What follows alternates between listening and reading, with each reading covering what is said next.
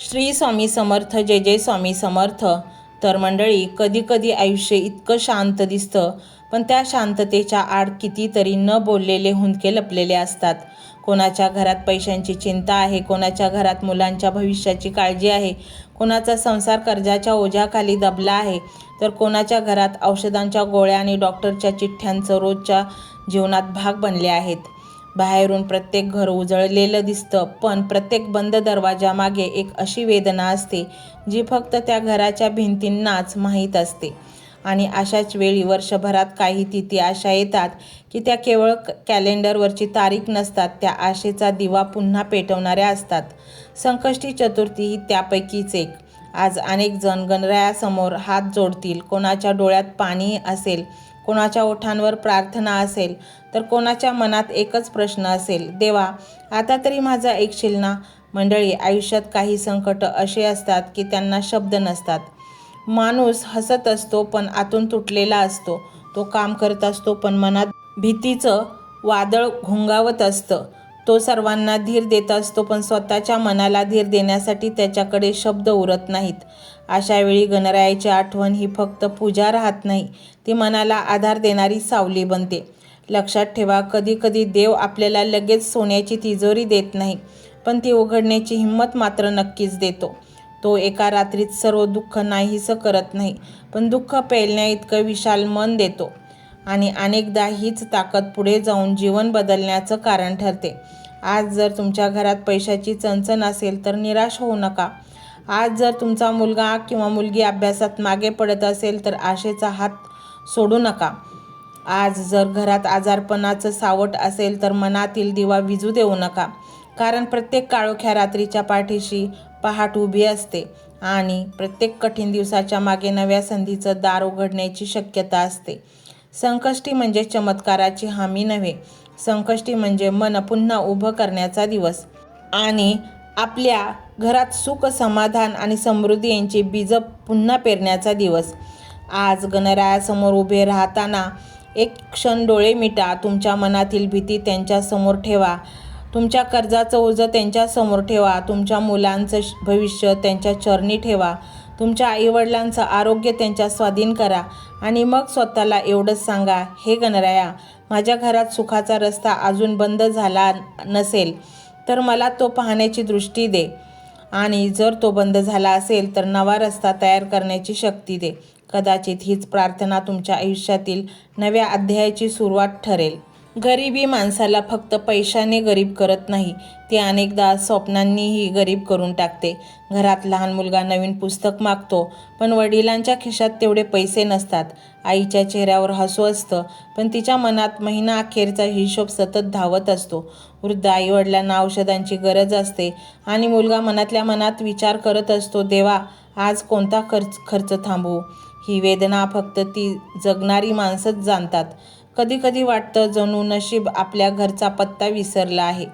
जिथे पाहावं तिथे अडथळे. काम सुरू केलं तर मध्येच थांबतं, व्यवसाय उभा राहतो पण अचानक संकट येतं, नोकरीची आशा निर्माण होते आणि शेवटच्या क्षणी संधी हातातून निसटते.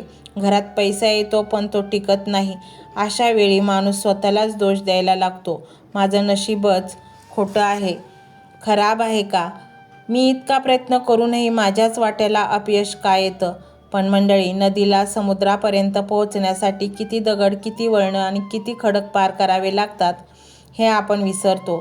तरीही नदी थांबत नाही, ती वाहत राहते, कारण तिला माहीत असतं थांबणं म्हणजे संपणं. आणि म्हणूनच संकष्टीचा संदेश आहे, श्रद्धा म्हणजे संकट नाहीसं झालं म्हणून निर्माण होणारी गोष्ट नाही. श्रद्धा म्हणजे संकट असतानाही मनात जिवंत राहणारा प्रकाश. आज जर तुमच्या घरात पैशाची कमतरता असेल तर त्या कमतरतेला तुमचं भविष्य समजू नका. आज जर कर्जाचा डोंगर समोर तुमच्या उभा असेल तर त्या डोंगरापलीकडे रस्ता नाही असं समजू नका.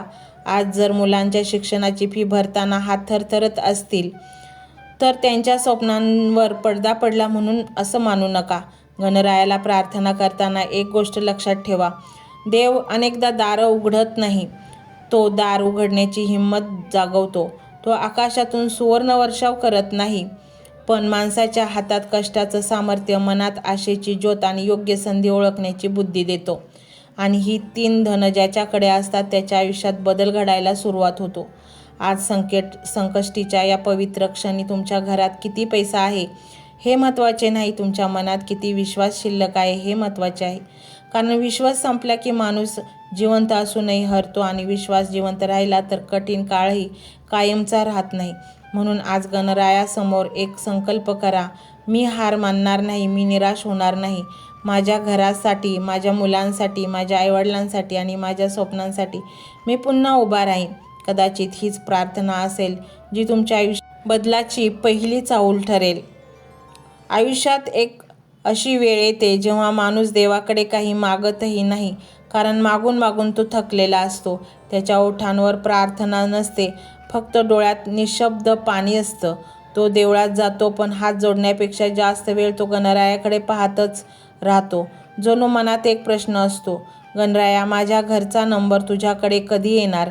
ही वेदना शब्दात मावत नाही. एखाद्या आईला मुलाच्या शिक्षणाची चिंता असते.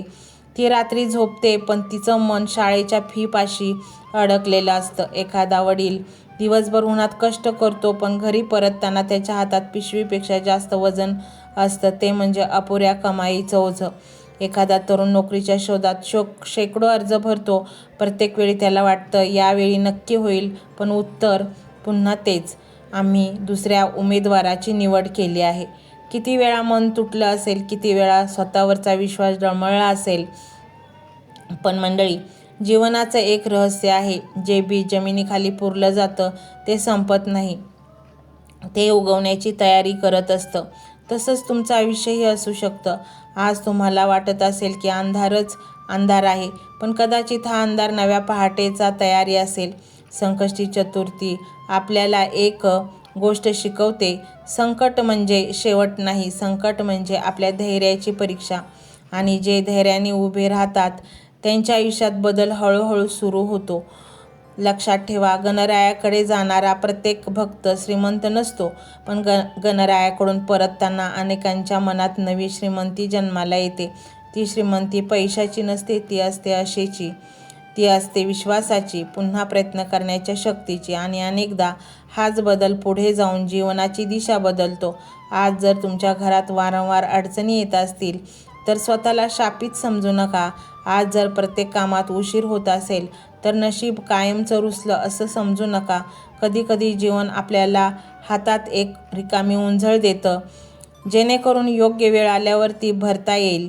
म्हणून आज संकष्टीच्या दिवशी एकच प्रार्थना करा, हे गणराया, माझ्या वाट्याला आलेल्या प्रत्येक संघर्षाला अर्थ दे. माझ्या मुलांच्या डोळ्यातील स्वप्नांचं रक्षण कर, माझ्या कष्टांना योग्य दिशा दे आणि माझ्या घरातून निराशेची सावली हळूहळू दूर कर. कारण घरात सर्वप्रथम पैसा येत नाही, सर्वप्रथम आशा परत येते. आणि ज्या घरात आशा परत येते त्या घरात प्रयत्न वाढतात. प्रयत्न वाढले की संधी निर्माण होतात आणि संधी निर्माण झाल्या की बदलाचा प्रवास सुरू होतो. म्हणून आजची संकष्टी केवळ उपवासाचा दिवस समजू नका, ती तुमच्या मनात पुन्हा एकदा जगण्याची ज्योत पेटवणारा दिवस ठरू शकतो.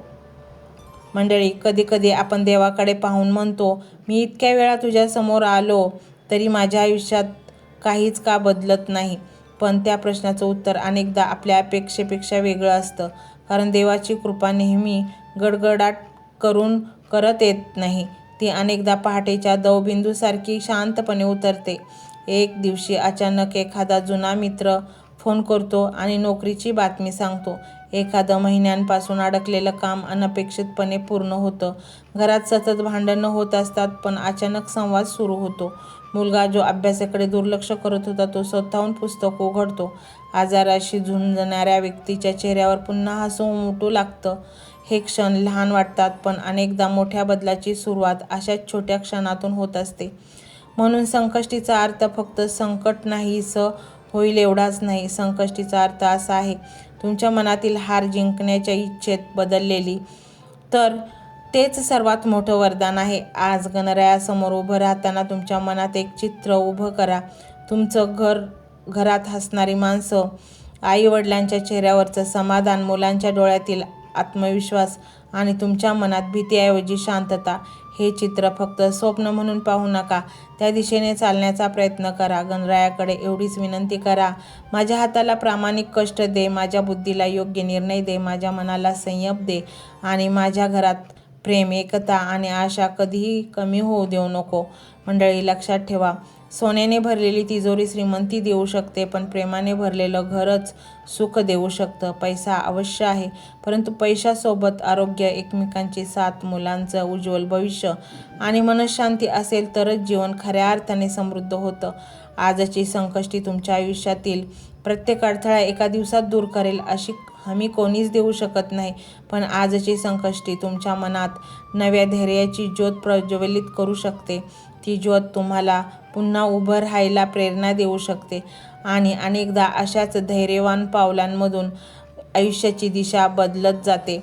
म्हणून आज रात्री गणरायासमोर हात जोडताना तक्रारींपेक्षा कृतज्ञता जास्त ठेवा, भीतीपेक्षा विश्वास जास्त ठेवा आणि निराशेपेक्षा प्रयत्न मोठे ठेवा. कोण जाणे, कदाचित हीच संकष्टी तुमच्या घरात नवीन अध्यायाची पहिली ओळ लिहित असेल. जर तुमच्या मनातही तुमच्या कुटुंबासाठी एक प्रामाणिक प्रार्थना असेल तर हा मंत्र संपूर्ण नक्की ऐका. मंत्र मोबाईलवर लावायचा आहे, डोळे घट्ट मिटून घ्यायचे आहेत, डोळ्यांसमोर स्वामींची मूर्ती आणायची आहे आणि स्वामींना प्रार्थना करायची आहे. हे स्वामी महाराजा, माझे हे संकट दूर कर, माझी ही इच्छा पूर्ण कर, माझे कुटुंब सुखासमाधानाने राहू देत. मंडळी, स्वामी हे भक्तवत्सल आहेत. ते भक्तांवर खूप प्रेम करतात. त्यांनी आपल्या भक्तांना बाळ मानलेले आहे आणि आई बाळाची इच्छा तर पूर्ण करणारच. त्यामुळे स्वामी तुम्हाला नक्कीच मदत करतील. मंडळी, एवढं सगळं करायला अर्धा मिनिट खूप झाला आणि एवढा वेळ तर तुमच्याकडे असेलच. बाकीचा सर्व व्हिडिओ तुम्ही मोबाईलवर सोडून द्या, तो त्याची पॉझिटिव्हिटी पसरवत राहील. तुम्ही दैनंदिनी कामं करता करता त्या मंत्राचे श्रवण करा आणि मनातल्या मनात जप देखील करा. फायदा नक्कीच होईल. ही डिजिटल सेवा आहे. आज या व्हिडिओच्या माध्यमातून स्वामींचे विचार तुमच्यापर्यंत पोहोचले आहेत. जर तुम्हाला मनापासून वाटत असेल की या विचारांनी तुमच्या मनाला उभारी दिली आहे, तुम्हाला जगण्याचे बळ दिले आहे, तर तुम्ही सुद्धा या ज्ञान यज्ञात आपली समिधा अर्पण करू शकता. पूर्वी लोक मंदिरात जाऊन दानपेटीमध्ये गुप्तदान करत असत, कारण गुप्तदानाचे फळ अनंत असते. आजच्या युगात व्हिडिओच्या खाली जे सुपर थँक्सचे बटन आहे ते एका डिजिटल दानपेटी सारखेच आहे. जर तुमची इच्छा असेल आणि तुमची परिस्थिती असेल तर यथाशक्ती, मग ती रक्कम कितीही छोटी असो वा मोठी, तुम्ही या सुपर थँक्सच्या माध्यमातून स्वामींच्या कार्यासाठी अर्पण करू शकता. हे पैसे कोणाच्या वैयक्तिक फायद्यासाठी नाही, तर हे विचार, ही सकारात्मक ऊर्जा अशाच लाखो दुःखी लोकांपर्यंत पोहोचवण्यासाठी वापरली जातील. लक्षात ठेवा, सक्ती नाही तर भक्ती महत्वाची आहे.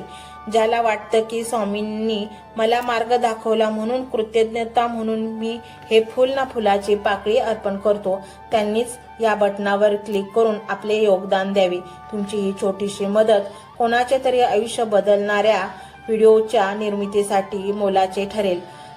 तसेच या व्हिडिओला लाईक करणे म्हणजे केवळ एक बटन दाबणे नव्हे, तर या सकारात्मक ऊर्जेला दुजोरा देणे आहे.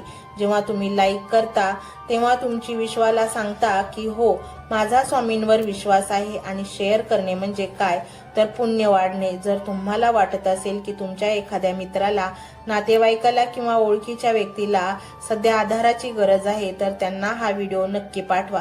कदाचित तुमचे एक शेअर करण्याचे कर्म त्यांना आत्महत्येसारख्या विचारांपासून परावृत्त करू शकेल किंवा त्यांना नैराश्यातून बाहेर काढेल. पुण्य फक्त अन्नदानानेच नाही तर विचारदानाने सुद्धा मिळते. म्हणून संकोच न करता हा व्हिडिओ तुमच्या जवळच्या लोकांपर्यंत पोहोचवावा. आणि हो, स्वामींच्या या दरबारात रोज हजेरी लावण्यासाठी चॅनलला सबस्क्राईब करा व बेल आयकॉनचे बटन देखील प्रेस करा. जेव्हा स्वामींचा संदेश येईल तेव्हा सर्वात आधी तो तुमच्यापर्यंत पोहोचेल. ही घंटा म्हणजे मंदिराची घंटा आहे, जी वाजवल्याने मनाला जाग येते. आणि सर्वात महत्त्वाचे म्हणजे तुमचा संवाद. खाली कमेंट बॉक्समध्ये तुमचा अनुभव नक्की मांडा. तुमच्या मनात काय चाललं आहे, तुम्हाला स्वामींची प्रचिती कधी आली आहे, कशी आली आहे ते लिहा.